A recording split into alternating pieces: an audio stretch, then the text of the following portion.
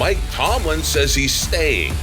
But who's the Steelers' quarterback and offensive coordinator for 2024? Welcome to the Steelers update from PennLive, where we keep track of all things Steelers, so you don't have to. This is John Lucy reporting. It was a season of discontent in Pittsburgh. Steelers coach Mike Tomlin delivered another of his patented non-losing seasons and was one and done yet again in the playoffs. In a football town longing for its 7th Lombardi trophy, 7 seasons of playoff futility was a bridge too far in the city of bridges. It was open revolt on Tomlin and his 17 seasons leading the black and gold. The media led the charge to change the Steelers' head coach. Hot takes poured out on radio, TV, and the internet like hot cakes. Yet, Tomlin's seat never even got warm. When the question about his future was posed at his postgame press conference in Buffalo, Tomlin did an abrupt about-face before ESPN's Brooke Pryor could even finish her query. Tomlin wasn't having it. He knew it was all academic anyway. The Steelers players had his back, and the Rooney family, which has employed just 3 head coaches since 1969, would have Tomlin's contract extension ready in short order, at least all according to the NFL insiders who put to rest this notion of Tomlin taking his leave. In the days after yet another lopsided playoff loss, this one a 17-31 snow job versus the Bills, any Steelers suspense that Tomlin was going anywhere evaporated. These NFL insiders were tipped to Tomlin's locker room assurances to his players that he would be back for an 18th season in 2024. Still more insider scoop said the team would lock in their coach for multiple seasons to come under a new deal with a fat raise. All the hot takes that it was time for Tomlin to take a break or go packing out of Pittsburgh, they've turned cold. Looking back, this will become known as the silly season before the just begun Steelers off season turns serious. The real questions at stake don't swirl around the head coach. Tomlin's now the NFL's longest tenured after Bill Belichick and his 6 Super Bowl trophies were shown the door in New England. Instead, the futures of Tomlin and his Steelers depend upon 2 different but equally weighty questions. Who will be the Steelers' quarterback, and who will be orchestrating their attack and calling plays as offensive coordinator? The media, along with a chanting Steelers nation at Acrisure Stadium, did manage to do something unprecedented in Pittsburgh. They ran off an offensive coordinator mid-season. Matt Canada was fired. It's something the Steelers management is loath to do. At the time, back in mid-November, Canada's dismissal was seen as an opportunity to reboot quarterback Kenny Pickett. Pickett was lumbering through a lackluster sophomore season, during which touchdowns and splash plays were the rarest of commodities. No one realized then that Pickett's time behind center was quickly coming to an end, too. He lasted just another game and a couple of quarters following Canada's dismissal. Pickett would never take another snap after going down with an ankle injury December 3rd versus the Arizona Cardinals at home. This opened the door for the Steelers to find out once and for all about all the other quarterbacks on their roster. Mitch Trubisky, the much heralded, highly paid former first-round pick from Chicago, finally imploded once and for all. Surely Mitch is gone in 2024. Third stringer Mason Rudolph was much more interesting. The third rounder out of Oklahoma State was thrown to the Wolves in his rookie year. This after Ben Roethlisberger went down with a season-ending injury in 2019's first game. Of course, Rudolph's ride didn't go well that rookie season. He was drummed by fans who preferred undrafted Devlin Duck Hodges, and he was drummed by a helmet-swinging Myles Garrett in Cleveland. Rudolph's opportunities for redemption were severely limited in the intervening years. He didn't take so much as a single snap in all of 2022. But his moment arrived late in 2023 versus the Bengals at Acrisure Stadium. Rudolph was a late-season revelation right before Christmas. He revitalized the Steelers' moribund offense, and he mounted a 3-game winning streak, culminating in a playoff berth. He did little to embarrass himself in Buffalo as well. The tackling challenge Steelers defense cornered that market of embarrassment. But even Rudolph's Steelers' future is clouded by his free agency status. The only Pittsburgh passer sure to be back in 2024 is Pickett, and by all indications, he will get a second chance to prove himself. But the much more intriguing Pittsburgh proposition will be the passers that accompany Pickett in the QB room. The speculation in Steelers Nation will be nonstop. Everything from a Justin Fields trade with Chicago to another Steelers draft pick are in play to find those passers, those yet-to-be-named passers who will come to Pittsburgh this season. How all this plays out could well be, and probably is, the top off-season storyline. But just as important will be the offensive play caller and coordinator who will be assigned to oversee Pickett's reclamation and or a QB transition in Pittsburgh. This is where the job-secured Tomlin and the tradition-bound Rooney family must break out of their comfort zones. After a string of also-ran no-name coordinators, Todd Haley, Randy Fichtner, and the aforementioned Canada, that will no longer cut it. Steelers require nothing short of a genuine genius guru to compete in this offensive-driven, pinball, point-scoring machine league. The last time they had one of those, it was Roethlisberger whisperer Bruce Arians. He went 55-25 in a run from the 2007 season through the 2011 season, and that ranks as the most successful offensive coordinator tenure in team history. Again, there will be no shortage of Steelers Nation speculation over the filling of this all-important offensive coordinator position. Assuredly, there will be more heat than light until the winning candidate is actually introduced over on the South Side. But to paraphrase Archie Bunker, Mister, we sure could use a man like Bruce Arians again. Those were the days. We have much more on the high-stakes, just-begun Steelers offseason, including the still-raging Yinzer debate over Mike Tomlin. It's all in this wait-until-next-year edition of your Steelers Update podcast. Hey, and be sure to check out my full print column first thing Thursdays on Penn Live. As always, it will be packed with plenty of memes, bringing the latest, greatest Steelers debates to life and to laughs. Right now, let's get right to it.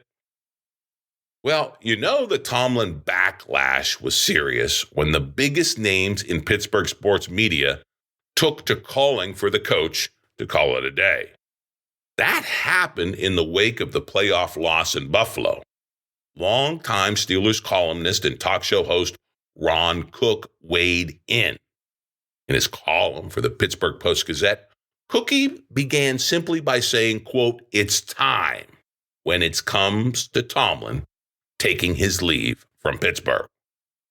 Of course, it's all academic now, but the power of Cook's words demand taking note. This will be the toxic atmosphere in Steelers Nation should Tomlin's team stumble again in 2024. Cook writes this, quote, 10 wins are nice. So is a trip to the playoffs. And yes, of course, we'll hear over and over again about how Mike Tomlin hasn't had a losing season in 17 years. My God, they'll beat us to death with that one. But none of that changes the bottom line about the 2023 Steelers. Their season will be remembered as a failure, the latest in a growing number of failures under Tomlin with no end in sight. That makes 7 consecutive years without a playoff win and 5 consecutive postseason losses. The Steelers' most recent playoff win came in the divisional round after the 2016 season when they beat the Chiefs in Kansas City. Since then, in 5 virtual no-shows, they allowed 31, 42, 48, 45, and 36 points in those losses. That includes a mind-numbing 122 points in the first halves of those games. They lost by 14 to the Bills, 21 to Kansas City, 11 to Cleveland after falling behind 28-0, 3 to Jacksonville after trailing 21-0, and 19 to New England. That is the rewind of that Tomlin postseason futility. The trend would be laughable if it weren't so pathetic. It's almost unfathomable that the Steelers could be so ill-prepared for playoff games, especially right at the start, unquote. Well, that's Cook's preamble. That's the incontrovertible evidence in the Pittsburgh prosecution of one Mike Tomlin. Then comes the punchline, a punch in the gut for sure. Cook writes, quote, the Steelers would be better off without Tomlin, and he'd be better off without them. The man looks as if he's in desperate need of a new challenge with a new team.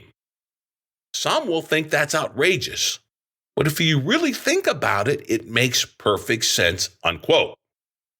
Well, some people made that. And in fact, there was a significant portion of Steelers Nation who wanted to see Tomlin go, but not the players, not Cam Hayward, not TJ Watt, not a number of others who one after the other stepped up to the microphone following that Buffalo loss in the bitter end of another Steelers season to say Tomlin is their guy. Tomlin is the reason they're in Pittsburgh. Tomlin is who they want to play for in 2024 and beyond. Now, Ron Cook, to his credit, points this out in his column. In fact, he quotes Cam Hayward as saying this, quote, every player wouldn't be anything without Mike T. This group would not function to even get to a playoff berth without Mike T. He keeps us accountable from top to bottom. I don't want to play for any other coach, unquote. And of course, that is Cam's right. But Cook's next quote from Hayward sounds way off key. And Cook calls him out on this. Said Hayward, quote, we have a core that is very strong, that can make some noise in the playoffs. There's more football to be had for our group.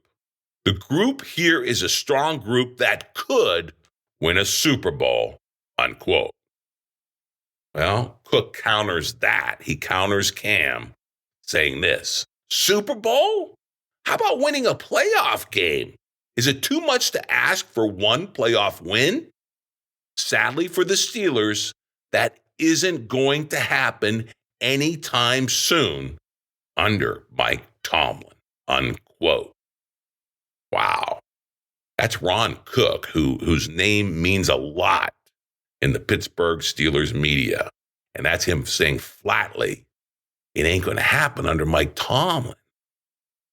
In other words, with Tomlin entrenched as ever in Pittsburgh, as it seems, based on all those reports, him telling the players he's staying, word that the Rooneys are going to sign another extension with Tomlin, does it mean the same old for the Steelers? A lot of people, like Ron Cook, thinks it does. Same old, same old. Or is it? My argument is, even with Tomlin staying put, and many people don't like that fact, but even with him staying put, change is coming to the 412 area code. Of course, it starts with the offensive coordinator position. And perhaps those winds of change also shake up the quarterback position, with Kenny Pickett the only sure Pittsburgh passer to return next year.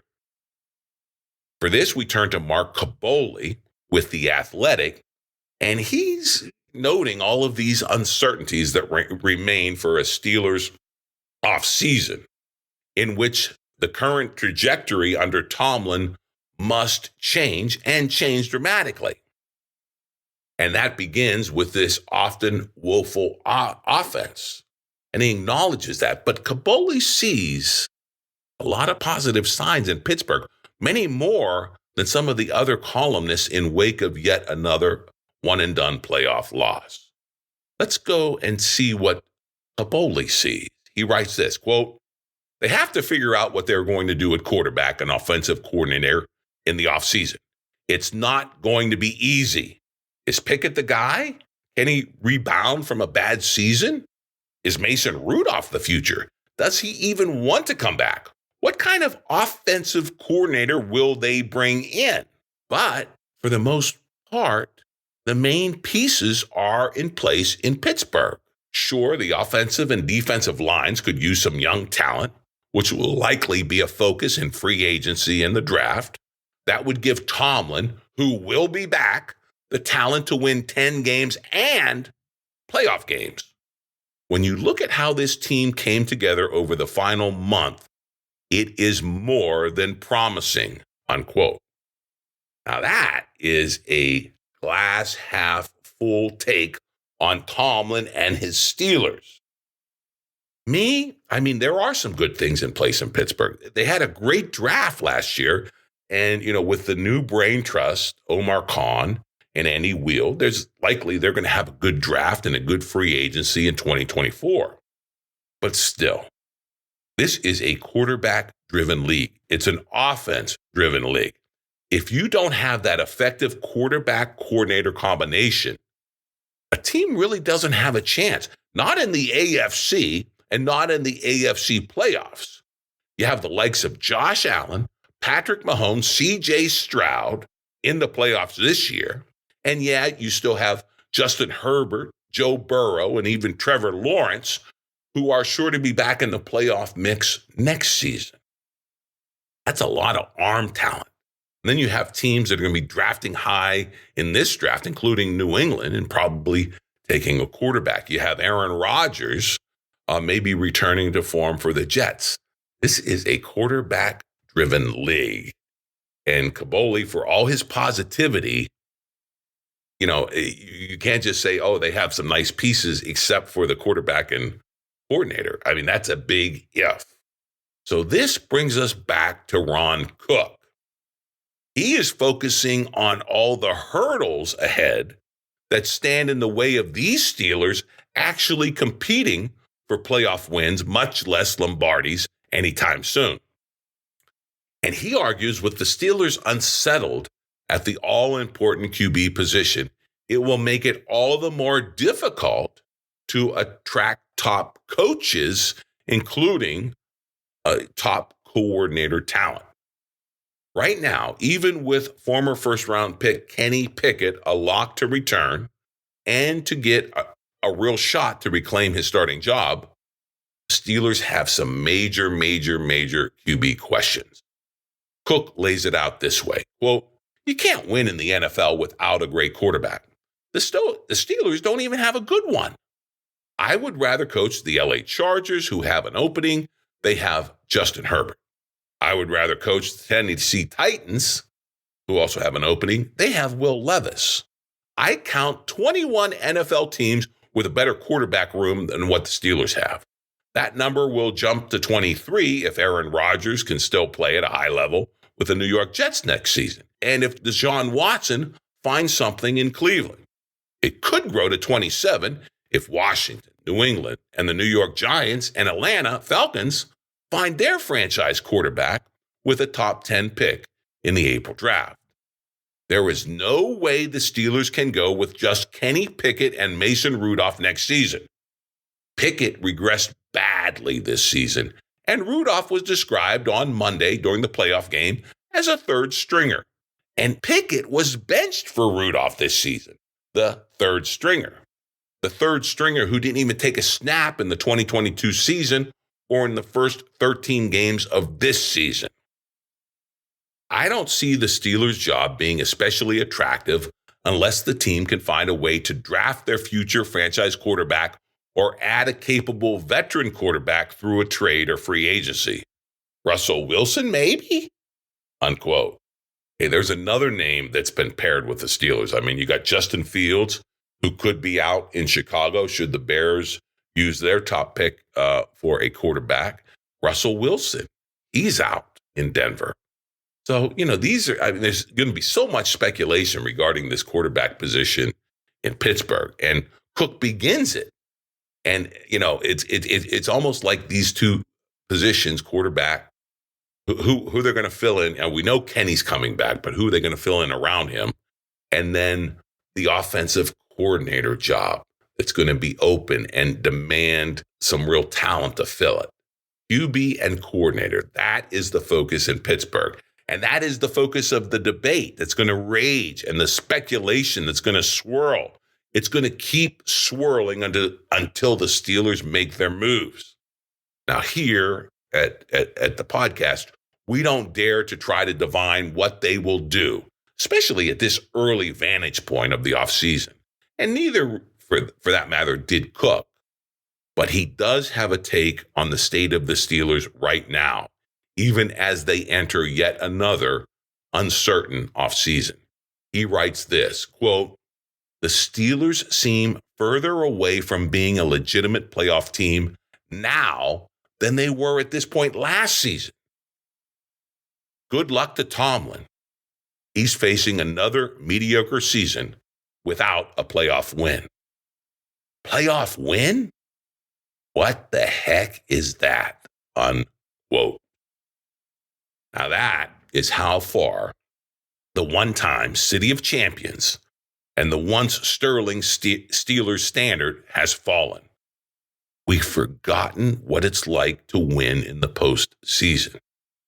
A sad state of Steelers affairs that must change this coming fall and winter, even with Mike Tomlin staying put.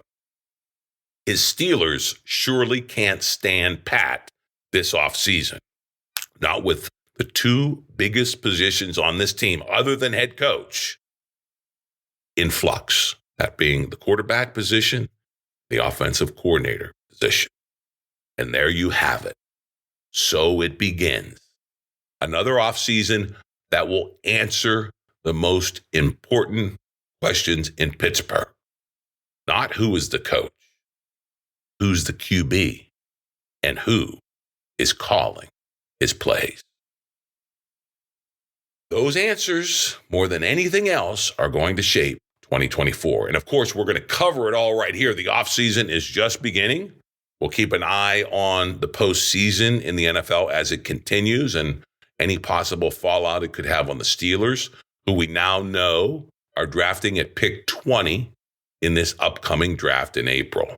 How they use it, what they do in free agency, it's all going to fall into place, and we're going to be talking about it every week because the Steelers Update podcast knows no offseason. We stay on the air throughout the offseason because that is where your 2024 Steelers are going to take shape. So stick with us.